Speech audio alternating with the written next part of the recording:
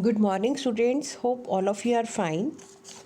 Beta, yesterday we started theme 9 of part 2, and name of this theme is Kings and Chronicles. And yesterday we discussed the topic the Mughals and their empire, and in that we read about the different Mughal rulers. Like in that we read that first 6 rulers, they were considered as the great Mughals because under their rule Mughal reign, it was very prosperous and they continuously extended their boundaries, right? And as you know, till that time, Mughal, they just emphasized on the written part because all the court proceedings, all the decisions taken by them, those were recorded by the chroniclers who were appointed in the court. So how the production of chronicles was done. So this is the topic for today, that the production of chronicles. As we know, these chronicles, these are the literary sources and these are the very important source for studying about the history.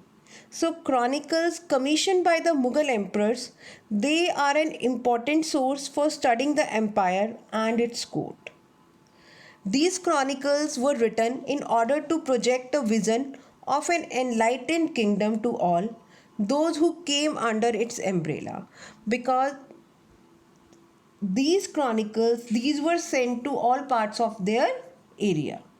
At the same time, they were meant to convey to those who resisted the rule of the Mughals that all resistance was destined to fail. Also, these Mughal rulers, they wanted to ensure that there was an account of their rule for posterity, because they just wanted to remain in the thought process of the people even after their death. That is why they ensure that their all these chronicles, all their proceedings were recorded properly. The authors of Mughal chronicles were invariably courtiers. They were the court people. The histories they wrote focused on events centered on the ruler, his family, the court, and nobles, wars, and administrative arrangement. It means basically in these chronicles, the pivot, the center point of these chronicles was the ruler. Like few chronicles are like Akbarnama, Shahjahanama, Alamgirnama. As you know, Akbarnama, it is the story of Akbar. Shahjahanama, it is the story of Shahjahan. And Alamgir, but this title was given to Aurangzeb. He was also known as the Alamgir. So, and it is the Alamgir Nama, it is the story of Alamgir. So, these 3 stories suggest that, in the eyes of their authors, the history of the empire and the court was synonymous with that of emperor. It means there was no difference between the history of the empire and the emperor itself. Now the question arises, the next question, that this was that how these were produced. But the question is, which language was used for these chronicles? So the next topic is about the from Turkish to Persian. Mughal court chronicles were written in Persian. Under the sultans of Delhi, it flourished as a language of the court and of literary writings, alongside North Indian languages, especially Hindavi and its regional variants. So at the beginning, in the Mughal court, chronicles were written in the Persian, and somehow there was the impact of the Hindavi language also and the other North Indian languages also. So as the Mughals were Changtai Turks by origin, as we have read that they were the descendant of Chengiz Khan, right? So Turkish was their mother tongue. Their first ruler Babur wrote poetry and his memoirs in this language. So, who changed this language, Turkish language, to Persian? It was Akbar who consciously set out to make Persian the leading language of the Mughal court. Cultural and intellectual context with Iran, as well as a regular stream of Iranian and Central Asian migrants seeking position at the Mughal court, might have motivated the emperor to adopt the language. So sometimes we think that why Akbar opted this Persian language, because they had a regular relation with the Iranian and Central Asian migrant, and even the people from Iran and Central Asia, they occupy the very important position in the Mughal court also. So maybe he was fascinated by this thing and he adopted the Persian language as their court language.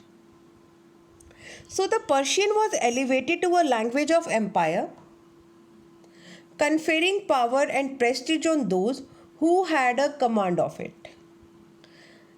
And the same language, the Persian language, was spoken by the king, the royal household, and the elite at court also. Means the basic conversation in the court, all the proceeding, the Persian language was used. So it became the language of administration at all levels, so that accountants, clerks, and other functionaries also learnt it. So even when Persian was not directly used, its vocabulary and idiom heavily influenced the language of official records in Rajasthani and Marathi and even Tamil. It means in whichever area Persian was not directly used, but vocabulary and idioms of this Persian language, it was used regularly. So since the people using Persian in the 16th and 17th centuries came from many different regions of the subcontinent and spoke other Indian languages. So Persian too became Indianized by absorbing local idioms, because now at that time, now what the Persian language that was used in India, it was known as the Indianized Persian language. A new language, Urdu, sprang from the interaction of the Persian with Hindavi. Mughal chronicles such as the Akbarnama were written in Persian. Others like Babur's memoirs were translated from the Turkish into Persian Baburnama. Translations of Sanskrit texts such as the Mahabharata and Ramayana into Persian were commissioned by the Mughal emperors. Means these Hindus epics, Mahabharata and Ramayana, those were also translated into the Persian language. The Mahabharata was translated as the Razmnama, books of war. So this way the official language that was changed from Turkish to Persian. Now the next topic is the making of manuscripts. All books in Mughal India, those were manuscripts. But now what do we mean by manuscripts? Manuscripts are the handwritten scripts. So the center of manuscript production was the imperial Kitab Khana. Means in every ruler time there was a Kitab Khana, and it is synonymous with the library. Although Kitab Khana can be translated as library, it was a scriptorium. Scriptorium means a place where the emperor's collection of manuscript was kept and new manuscripts were produced. The creation of a manuscript involved a number of people performing a variety of tasks. As we know, for everything there is a process. So for creating manuscript also there was a process, and various people, they were involved in creating these manuscripts. Paper makers were needed to prepare the folios of the manuscripts. Scribes or calligraphers to copy the text. gilders to illuminate the pages, painters to illustrate scenes from the text, bookbinders to gather the individual folios and set them within ornamental covers. So the finished manuscript was seen as a precious object, a work of intellectual wealth and beauty. It exemplified the power of its patron, the Mughal emperor, to bring such beauty into being. As we have read this process, so how many people they were involved in the writing of manuscript? Different processes were done by the different expert people.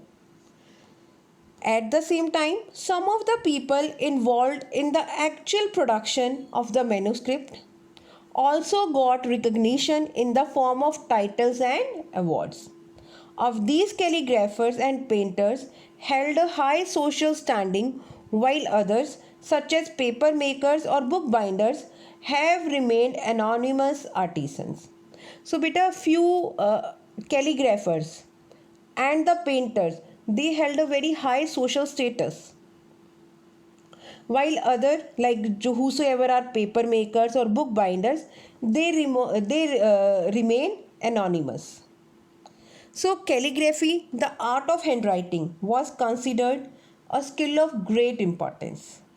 It was practiced using different styles, and Akbar's favorite style was the Nastaliq, a fluid style with long horizontal strokes. It is written using a piece of trimmed reed with the tip of 5 to 10 called kalam, dipped in carbon ink, that noble ink, and syahi, that was in Persian language. And the nib of the kalam is usually split in the middle to facilitate the absorption of ink. So this was the way how these calligraphers they write the manuscripts. So beta, this was the topic for today. Hope all of you have understood the topic. Thank you and have a nice day.